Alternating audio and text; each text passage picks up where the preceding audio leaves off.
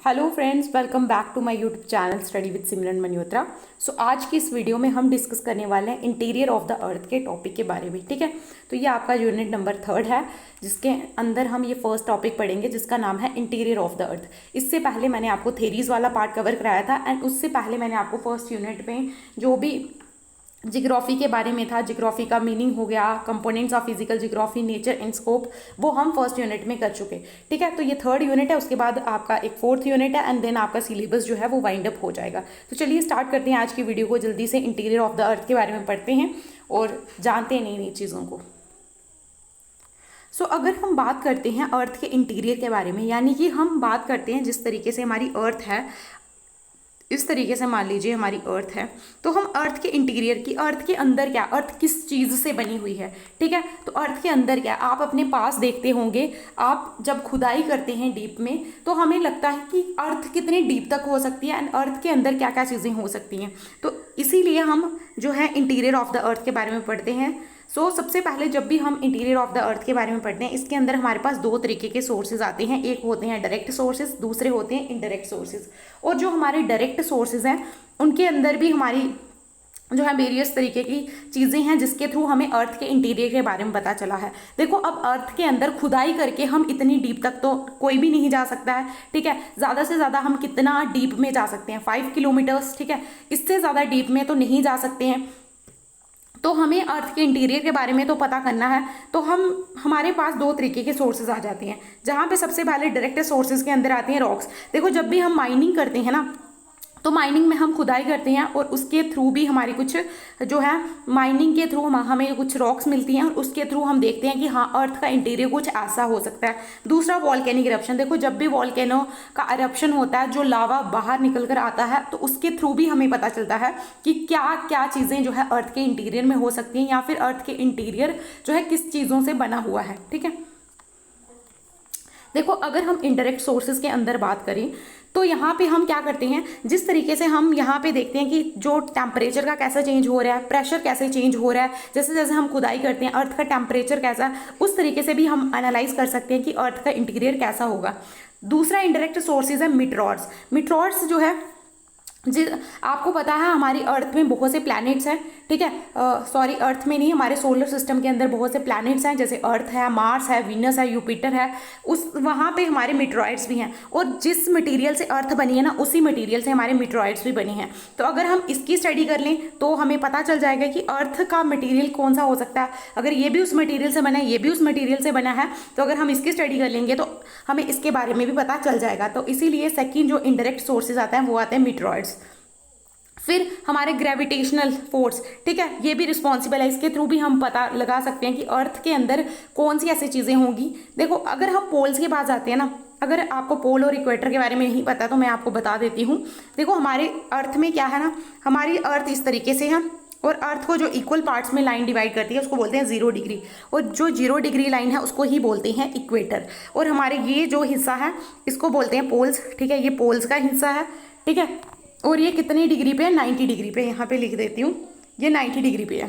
ठीक है, तो यहाँ पे अगर हम देखें तो जो हमारी ग्रेविटेशनल पुल है ना, यहाँ पे क्या लिखा है कि जो ग्रेविटेशनल फोर्स है वो इक्वेटर के पास कम लगती है लेकिन पोल्स के पास ज़्यादा लगती है। तो अर्थ के अंदर कौन सा ऐसा मटेरियल है जिसके थ्रू ये हो रहा है। ठीक है, उसके बाद मैग्नेटिक सोर्सेज हो गए, उसके बाद हमारी सीस्मिक वेव्स हो गई। सीस्मिक वेव्स कौन सी होती हैं, सीस्मिक वेव्स जब अर्थक्वेक आता है तो उस टाइम पे हमारी ना वेव्स आती हैं। ठीक है, तो वहाँ पे हमारी जो है बॉडी वेव्स आती हैं, और हमारी दो तरीके की वेव्स होती हैं, बॉडी वेव्स, एक सरफेस वेव। आगे जब हम अर्थक्वेक के बारे में पढ़ेंगे तो वहाँ पे हम उन चीज़ों को डिस्कस करेंगे।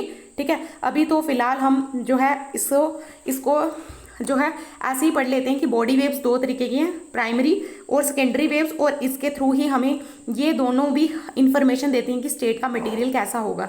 फिर उसके बाद आता है स्ट्रक्चर ऑफ द अर्थ।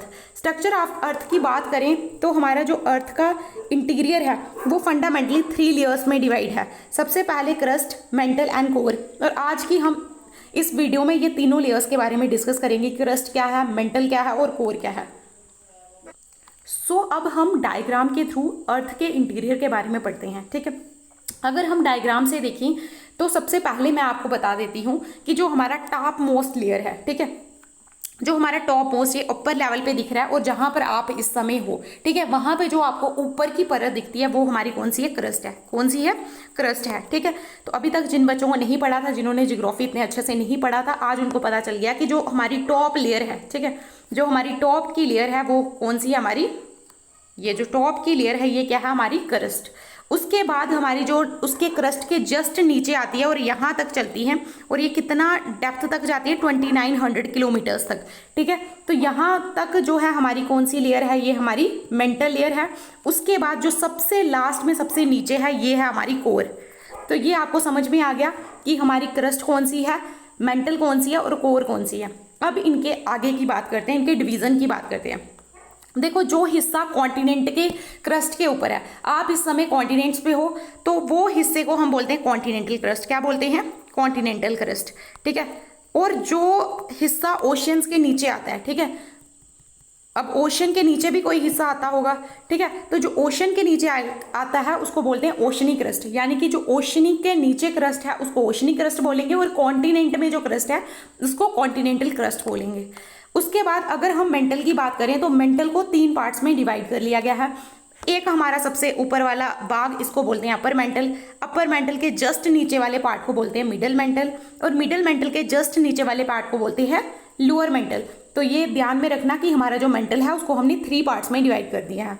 अब उसके नीचे हम बात करते हैं जब कोर के बारे में, तो हमने कोर को भी 2 पार्ट्स में डिवाइड किया है। एक हमारा आता है आउटर कोर और एक हमारा आता है इनर कोर, ठीक है, आउटर कोर है। तो इस तरीके से डिवीजन कर लिया हमने, ओशनिक क्रस्ट देख लिया, कॉन्टिनेंटल क्रस्ट देख लिया, फिर मेंटल को देख लिया एंड देन कोर को देख लिया। अब हम डिसकंटिन्यूटीज की बात कर लेते हैं, ठीक है। डिसकंटिन्यूटी क्या है, मतलब जो लेयर दूसरी लेयर को सेपरेट कर रही है। मान लो अपर मेंटल मिडल मेंटल को सेपरेट कर रही है, और ये लाइन, ठीक है, ये लाइन आप देख पा रहे हो, जो लेयर एक लेयर को दूसरी लेयर से सेपरेट करती है उसको, वहाँ उसी एरिया को हम बोलते हैं डिसकंटिन्यूटी, और उनको किसी किसी के नाम से जाना जाता है। जैसे हमारी कोनराड डिसकंटिन्यूटी, ये क्या करती है, हमारी जो अपर क्रस्ट है उसको लोअर क्रस्ट से सेपरेट करती है, तो इसको बोलते हैं कोनराड डिसकंटिन्यूटी। तो यहाँ पे देखो, ये आपकी अपर की क्रस्ट थी, ये आपकी नीचे जो बच गई है ये लोअर क्रस्ट है, और इनको सेपरेट कर रही है, ये बीच में लाइन ब्लैक कलर की दिख रही है ना, इनको सेपरेट कर रही है, इसको क्या बोलते हैं, कोनराड डिसकंटिन्यूटी। उसके बाद हमारी दूसरी जो डिसकंटिन्यूटी आती है दैट इज मोहो डिसकंटिन्यूटी। इसको आप ऐसे भी याद रख सकते हो क्योंकि एम से बन रहा है, तो ये मेंटल को क्रस्ट से सेपरेट कर रही है, ठीक है। तो मेंटल और क्रस्ट को जो सेपरेट करती है लेयर उसको बोलते हैं मोहो डिसकंटिन्यूटी। देन हम आ जाते हैं upper mantle, middle mantle and then lower. जो हमारी मिडल मेंटल को लोअर मेंटल से सेपरेट करती है जो लेयर, उसको हम क्या बोलते हैं, रैपिड डिसकंटिन्यूटी। और हमारी जो लोअर मेंटल और आउटर कोर को सेपरेट करने वाली को हम बोलते हैं गुटनबर्ग डिसकंटिन्यूटी। और जो हमारी आउटर कोर और इनर कोर को सेपरेट करती है इसको बोलते हैं लहमन डिसकंटिन्यूटी। लहमन लिख दिया यहाँ पे, लहमन है, इस तरीके से लहमन डिसकंटिन्यूटी है ना। तो ये हमारी लेमन डिसकंटिन्यूटीज। तो हमने सारी डिसकंटिन्यूटीज को डिस्कस कर लिया। आई होप आपको डिसकंटिन्यूटीज समझ में आ गई हैं और अच्छे से लर्न भी करनी है, क्योंकि एग्जाम्स में पूछा जाता है, जो कॉम्पिटिटिव एग्जाम होते हैं वहाँ पे भी पूछा जाता है कि lower crust and upper crust को सेपरेट करने वाली कंटिन्यूटी को, डिसकंटिन्यूटी को क्या बोलते हैं। तो इस तरीके से कोई भी पूछा जा सकता है and you should remember these discontinuities. Now come to the topic. अब ये समझते हैं कि ये lithosphere, asthenosphere, mesosphere and barysphere क्या है, इनको समझने की कोशिश करते हैं।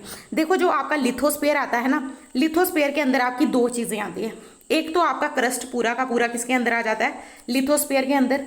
दूसरा आपका जो upper part of upper mantle है, ठीक है, upper part of upper mantle, ठीक है।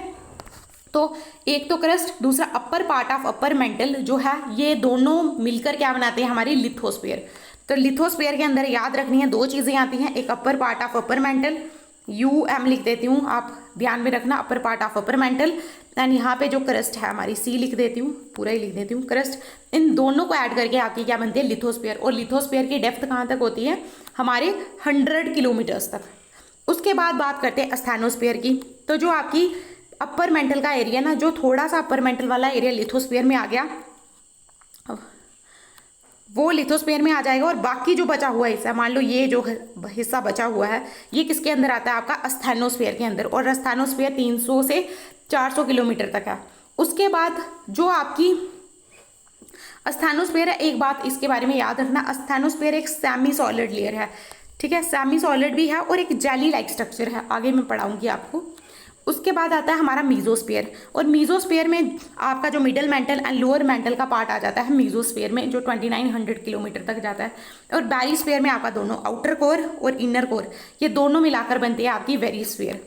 तो आई होप आपको लिथोस्फीयर, अस्थानोस्फीयर, मीजोस्फीयर और वेरिस्फीयर भी क्लियर हो गया, और बाकी की सारी डिसकंटिन्यूटीज भी क्लियर हो गई हैं, और आपको जो ये सारी क्रस्ट, मेंटल कोर, ये भी समझ में आ गया है।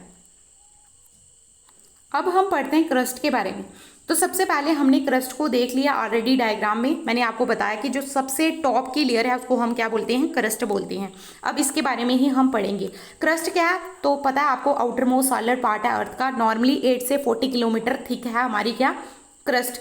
क्रस्ट की अगर बात करें तो अर्थ की वॉल्यूम में क्रस्ट का 1% और अर्थ के मास में अर्थ का 0.5% आपको हिस्सा जो बना हुआ है अर्थ का, वो किससे बना हुआ है, क्रस्ट से बना हुआ है।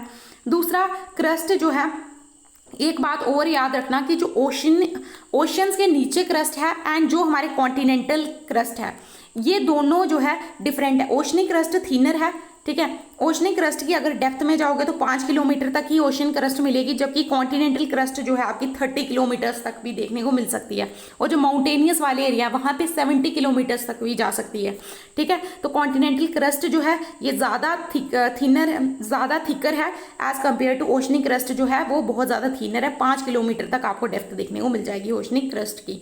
उसके बाद अगर हम मेजर एलिमेंट्स की बात करें कि क्रस्ट किस किस से मिलकर बना है, कौन कौन से एलिमेंट्स, तो आपको यहाँ पे सिलिका और एल्यूमिनियम देखने को मिल जाएगा। और जो सिलिका और एल्यूमिनियम है इसको हम सियाल भी बोलते हैं, इस लेयर को, क्रस्ट लेयर को हम कभी जो है सियाल भी बोलते हैं, क्योंकि ये सिलिका और एल्यूमिनियम से बना हुआ है। और सियाल जो है लिथोस्फीयर को डिनोट करने के लिए भी यूज किया जाता है। उसके बाद अगर हम बात करें इसके डेंसिटी की, क्रस्ट की डेंसिटी कितनी है, 3 ग्राम सेंटीमीटर क्यूब।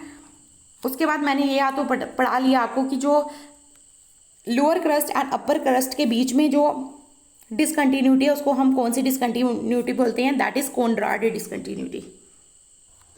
अब चलिए नेक्स्ट चलते हैं मेंटल पर।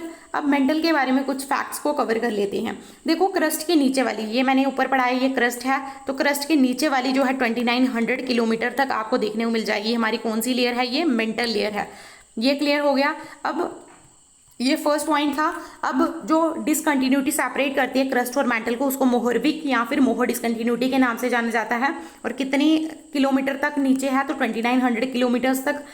अब अर्थ का सबसे ज़्यादा वॉल्यूम, जो अर्थ का वॉल्यूम है 84% और अर्थ का जो मास है 67%, ये किससे मिलकर बना हुआ है, ये मेंटल से मिलकर बना हुआ है। और जो मेजर कॉन्स्टिट्यूएंट जिससे मेंटल बना हुआ है उसमें कौन से हैं, हमारे सिलिकॉन और मैग्नीशियम।